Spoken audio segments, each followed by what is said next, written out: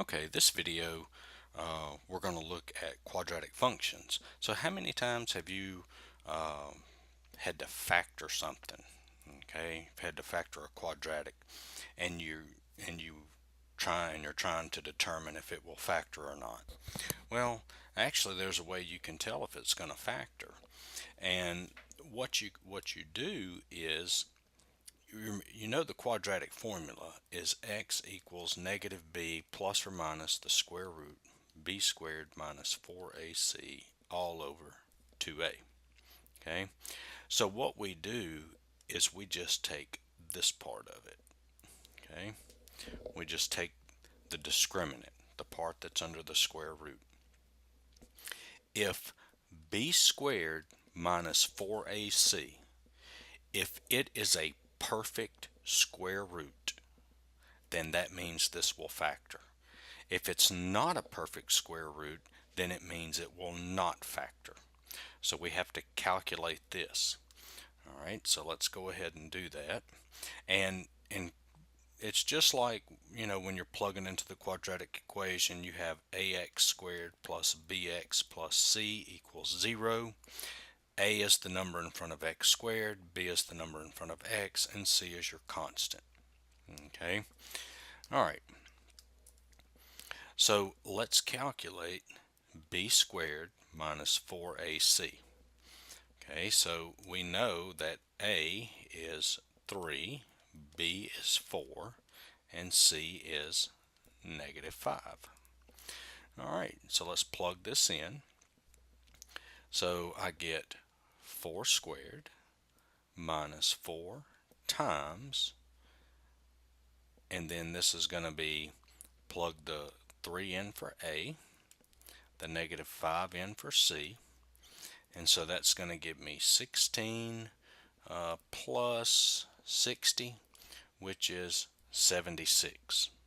Okay, now is 76 a perfect square? No. The square root of 76, see, what is that, is 8.7, I'll round to 2 decimals, 8.72. So it's not a perfect square. So that means this will not factor. Okay. All right, so I've got 5 examples to work, so let's look at another one. All right, so in this one we can see that A is 9, B is negative 6, and C is 1.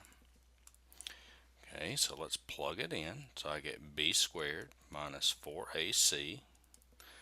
Okay, so that's going to be negative 6 squared minus 4 times a times c, and that's 36 minus 36, which equals 0. Now, is 0 a perfect square? Yes, because the square root of 0 is 0. So that means this will factor. Okay. All right, let's take a look at another one. All right, so how about this one? Well, let's see. A is equal to 3, B is equal to negative 8, and C is 7. All right, so let's calculate b squared minus 4ac. So that's going to be negative 8 squared minus 4 times a times c. And so that's 64 minus, that's going to be minus 84, which equals negative 20. Well, we know that's not a perfect square, it's negative.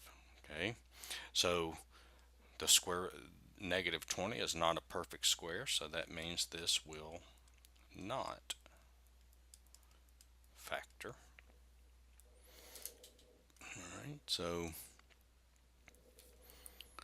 let's look at this one. So a is equal to 3, b is negative 7, c is 1. So we get b squared minus 4ac. So that's going to be negative 7 squared minus 4 times 3 times 1. So that's 49 minus 12. So 49 minus 12, that is 37. And we know the square root of 37, it's not a perfect square. It's actually 6.08. So we know this will not factor. Okay.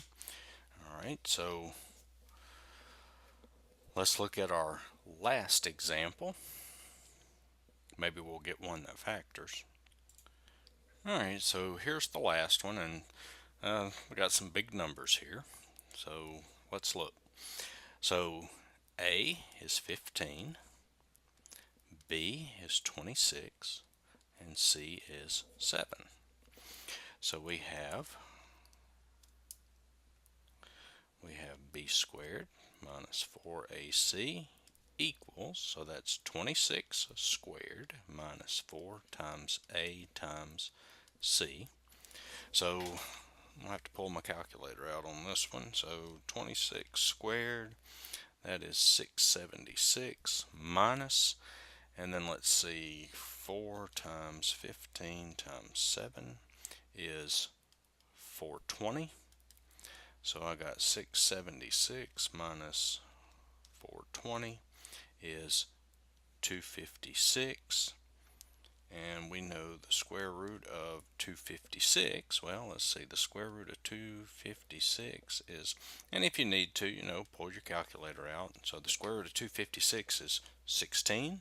It's a perfect square, so this will factor.